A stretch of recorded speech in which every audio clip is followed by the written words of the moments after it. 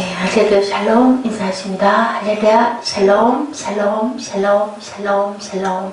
하나님 사랑합니다. 여러분 주 안에서 사랑합니다. 예, 전쟁을 하지 말라 하나님이 명령하시죠. 예, 전장에서는 제 하고 싶은 대로 그 젊은이들 얘기를 들어서 그만 남과 북이 갈라지는 그런 아주 무서운 일이 일어나고, 이제는 또 이제 르호보암이 예루살렘 이르러서 유다와 베냐민 족속을 모으니 택한 용사가 18만 명이라지. 다시 그 이스라엘을 회복하고 싶었겠죠. 그래서 쳐들어가고 싶었어요. 예, 그 베냐민 그런 그 족속은 예루살렘에 많은 숫자들이 거하고 있었기 때문에 이제 르호보암과 함께, 예, 그리고 르호보암이 그 유다 그 족속이거든요. 그렇기 때문에 그 두 나라만 이제 따로 떨어져서 남유다가 된 거예요. 나머지 10지파는 전부 북으로 가서 여로보암을 따르니 나라가 깨지니까 가서 찾아오려고 했더니 이제 말씀이, 여호와의 말씀이 하나님 사람 선지자 스마야에게 임하여 이르십니다. 솔로몬의 아들 유다 왕 르호보암과 유다와 베냐민 족속 모든 이스라엘 무리에게 말하여 이르기를, 형제들하고 싸우지 말고 각기 집으로 돌아가라. 근데 만약에 전장 같았으면 르호보암이 어떻게 했을까요? 말 안 들었겠죠. 또 이제 치러 가자. 그 젊은 청년들이 얘기하면 쫓아와서 싸웠을 거예요. 근데 한번 된통 당했잖아요. 너무 놀랬죠. 예루살렘으로 도망가는 그런 사건이 생깁니다. 예, 그러고 나니 이제는 순종을 합니다. 순종이 아니라 어떻게 막 복종이겠죠. 이렇게 하니까 이러다 죽겠구나, 나까지 살아남지 못하겠구나 놀랬겠죠. 그래서 다 돌아갑니다. 그랬더니 이제는 사건이 생기죠. 13절에 보니 온 이스라엘의 제사장들과 레위 사람들이 그들의 모든 지방에서부터 르호보암에게 돌아옵니다. 왜냐하면 여로보암이 무상을 섬기고 자기 나름대로 제사법을 만들고, 그리고 제사장들을 레위 지파로 세우는 게 아니라 그냥 그 천민들을 뽑아가지고 그냥 자기 마음대로 제사장들을 세웠거든요.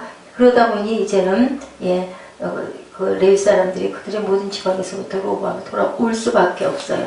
자기가 해야 할 임무, 그 레위 지파들은 전부 다 제사장의 그러한 그 계열들이고 그렇게 세습이 되어 왔는데 해야 할 일을 할 수 없고, 그리고 이방신들을 섬기는 거기에 가서 분향하고 제사할 수가 도저히 없었던 거죠.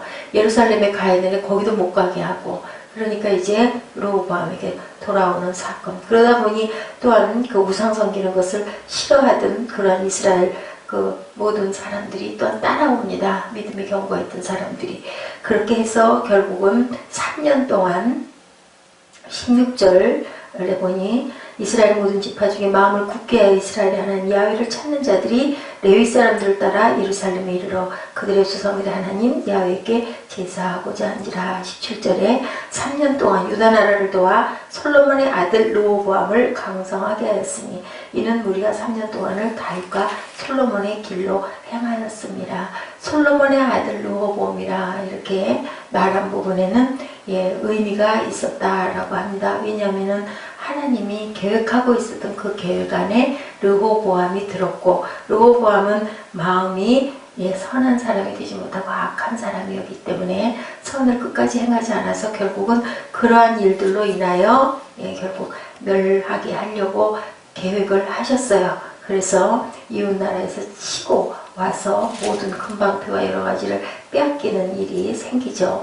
우상을 숭배하죠. 르호보암 5년에 하나님께서 애굽왕 시삭의 침공을 통해서 그를 심판하는 일이 하나님 계획 안에 있었던 것이에요. 그렇기 때문에 솔로몬의 아들 르호보암이라고 이렇게 계속 일컫는 말씀이 나오고 있습니다. 10지파가 다윗의 집을 버리는 그런 얘기. 왜 버렸어요? 이제 너희들 멍에를 더 무겁게 하겠다, 정갈 채찍을 주겠다. 그러니까 다들 떠나버립니다.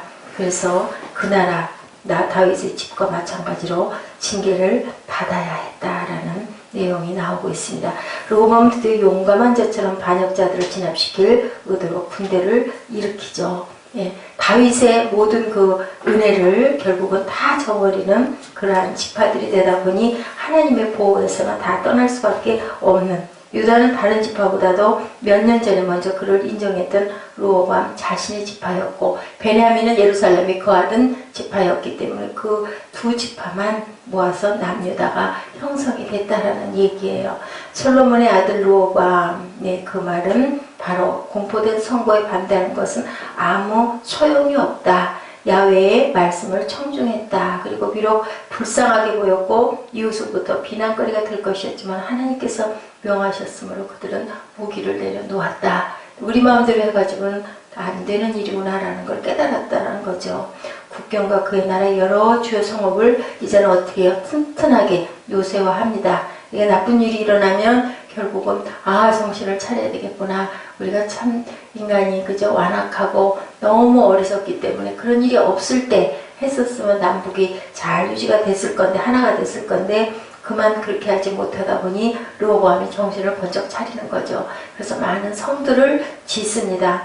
예, 그 솔로몬 때는 그런 일이 별로 필요가 없었던 것인데 국경을 튼튼하게 하죠. 그런 국경과 그 나라의 여러 주요 성읍을 요새화합니다. 솔로몬의 평화시대에는 그런 방어가 필요 없었는데 거기에다 양식과 무기를 창고에 저장해 두었다고 11절 12절에 말씀하고 있죠. 그리고 제사장들은 다시 찾아오죠. 그 르호보암에게. 왜냐하면 예루살렘 성전이 있고, 그리고 여로보암 밑에 있어가지고는 자기들이 해야 할 직무를 감당할 수가 없고, 꼭 그거죠. 지금 많은 사람들이 핍박을 받아가지고 하나님을 섬기지 못하게 하고, 그리고 또 예수를 따라가지 못하게 했던 그러한 역사의 뒤안길, 그것을 보는 것 같아요. 전부 다 유대인들 엄청나게 핍박하고 말살 정책을 쓰고 그랬을 때 다 어디로 가요? 전부 다 디아스포라가 돼서 전부 뿔뿔이 흩어지는 그런 사건이었는데, 그나마 남유다와 예루살렘이 있으니까 제사장들은 살아야죠. 레위 지파들도 살아야죠. 거기에 얹혀가지고 이방신들을 섬겨서 거기서 밥 얻어먹는 것으로는 얼마나 큰 죄라고, 얼마나 뼈가 저렸겠습니까? 그리고 또한 하나님을 많이 섬기는 사람들이 전부 다 남유다로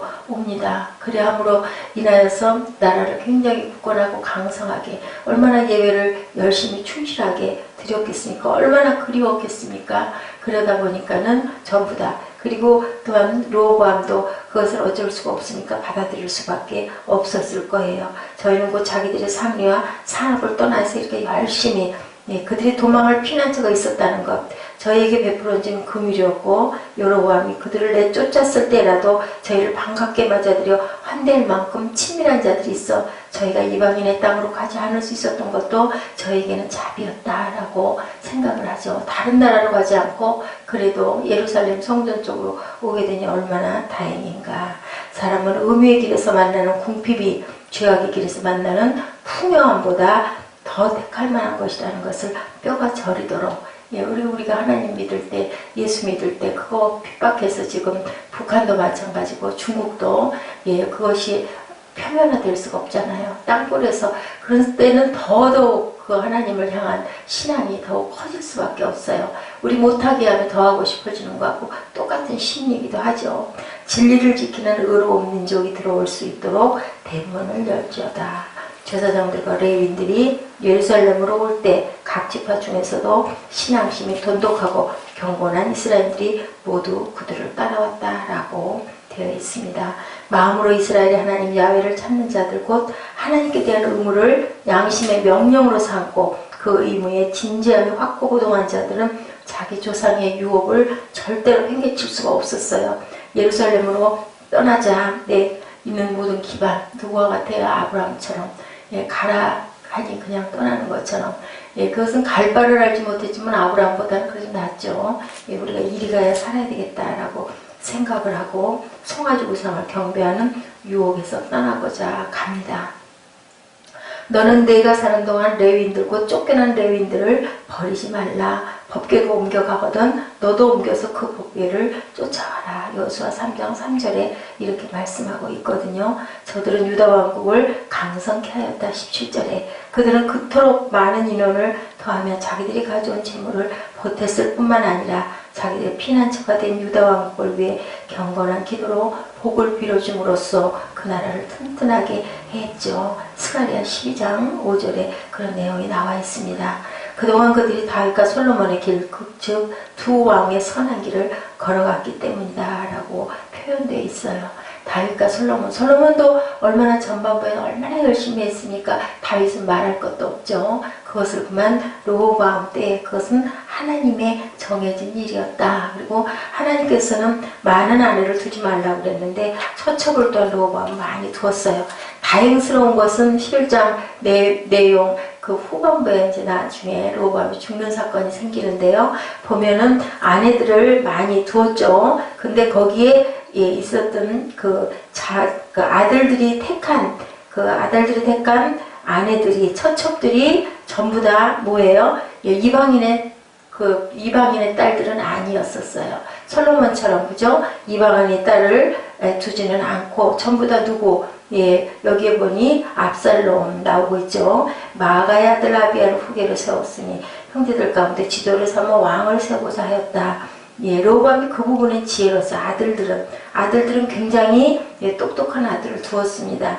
유다와 베냐민의 온 땅 경관 성읍에 흩어 살게 했습니다. 전부 아들들 여호수아 스마리아 사함을 낳았으며 그 위에 압살롬의 딸 마아갑이 장가들었더니 아비야가 아떼와 시사와 슬로밋을 낳았더라. 르호보암 아내 18명과 첩 60명을 거느려 아들 28명과 딸 60명을 낳았으니 압살롬의 딸 마아가를 모든 처첩보다 사랑했다. 이방인의 딸을 둔 부분은 나오지를 않습니다.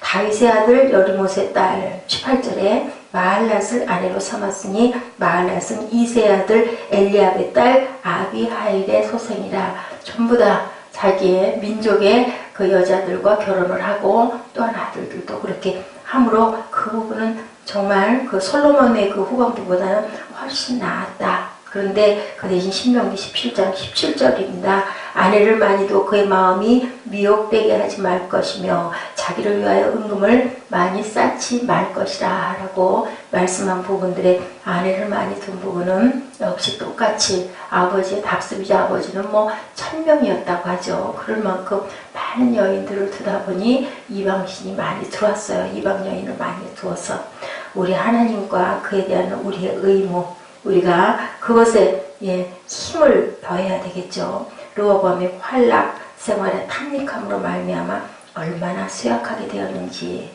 그 아버지처럼 많은 아내를 원했다라는 것. 사람이 허가 많으면 여성들이 나이가 많이 들면 뭔가를 많이 주렁주렁 걸치려고 한다고 그러죠. 그게 바로 허인 것처럼 르호보암도 솔로몬도 마찬가지로 하나님에 대한 그 온전한 믿음이 그대로 견고하게 있지 못하다 보니까 사람에게 의지하는 많은 여인들을 두게 하는 그러한 사건들이 우리가 보여집니다. 다행인 건 이방 여인과는 혼이 나지 않은 게 그나마 참으로 다행스러운 일이다라고 나타나 있어요. 이 내용을 전체로 쭉 보면 많은 아르고 따들어 둔 점, 자기 부왕 솔로몬도 그런 부분은 복됐다. 솔로몬 왕이 더 많은 아들을 두었으리라고 생각하기도 어려우나 있었다 하더라도 19절, 20절을 보면 그에 반해 르호보암의 여러 아들들은 저명한 인물들로 열거되고 있다는 것은 다행스러운 일이라는 거죠. 여러 아들들이 활동적인 자들로 23절에 표현되고 있죠. 또는 르호보암이 공공의 안녕과 평화를 보존하는 일에 있어서 아들들에게 신뢰하도록 성벽이 있는 성읍들을 맡길 수 있던 까닭 또한 그런 부분은 튼튼하게 잘 자식들이 자라나 주었다라는 게 정말 다행이다. 이렇게 보면은 성벽이 있는 유다 성읍들은 그의 기대에 부응하지 못하였으므로 예루살렘에서 스스로를 강하게 하여 그것의 요새화를 자기 본업으로 삼은 것들이 드러나 있습니다. 이렇게 돼서 17년 동안을 통치하고 돌아가는 사건이 일어나고 있죠. 여호와를 섬기지 않았으므로 그는 그가 여호와를 구하지도 않았던 까닭이고 솔로몬이 행했던 것처럼 지혜와 은혜를 위해 기도하지 않았다. 이런 부분은 아버지와 대조가 되는데 잘한 것은 이방 여인들 두지 않은 것은 잘했다는 거죠.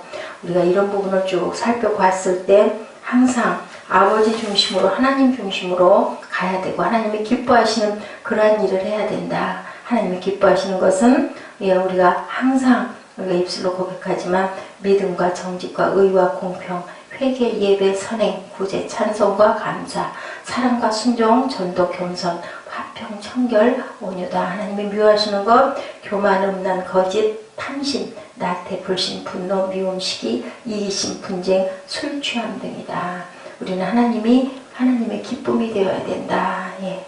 우리가 옳은 길을 따라가야 되겠죠. 잘못된 길로 인도하는 거짓 선지자와 사건 목자들을 따라가지 않으려고 자기의 모든 본토의 기반들을 다 버리고 로보암 쪽으로 남유다로 왔던 레위인과 그 모든 하나님 제사장이 그 사람들처럼, 또한 믿음에 신실했던 자처럼 우리가 항상 하나님의 온전한 길을 따라가려고 하나님의 동산을 찾는 저 여러분들이 되셔야 줄 줄로 믿습니다. 하나님보다 물질과 쾌락과 권세와 그런 우상을 섬기는 그 모든 것들이 우상이 되는 거죠. 그런 길을 절대로 가지 말고 허탄한 것에 마음을 두지 말게 주님 항상 붙들어 주시옵소서 하고 기도하는 저와 여러분 되시기를 주님의 이름으로 축복합니다. 기도하시겠습니다.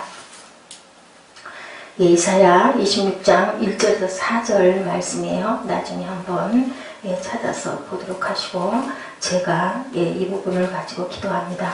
진리를 지키는 의로운 민족이 들어오도록 대문을 열지어다. 이사야 26장 1절에서 4절 말씀 우리 잠깐 보실까요? 시간이 없지만 이사야 26장 1절에서 4절 말씀.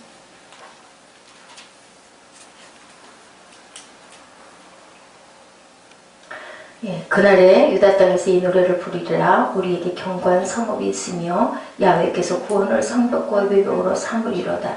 너희는 문들을 열고 신을 지키는 의로운 나라가 들어오게 할지어다. 주께서 심지가 견고한 자를 평강하고 평강하도록 지키시리니 이는 그가 주를 신뢰함이니이다. 너희는 야훼를 영원히 신뢰하라. 주 여호와는 영원한 반석이시미로다. 이렇게 말씀합니다. 여호와를 영원히 신뢰하고 심지가 견고한 자를 평강하고 평강하도록 지키시리니 이는 그가 주를 신뢰합니다. 로보암은 하나님을 온전하게 신뢰하지 못했어요. 그래서 결국은 그래도 왕으로 올라서 거의 17년 동안을 나라를 다스리고 남북은 갈라치기는 했지만 그래도 나중에는 두려워하는 마음은 가졌죠.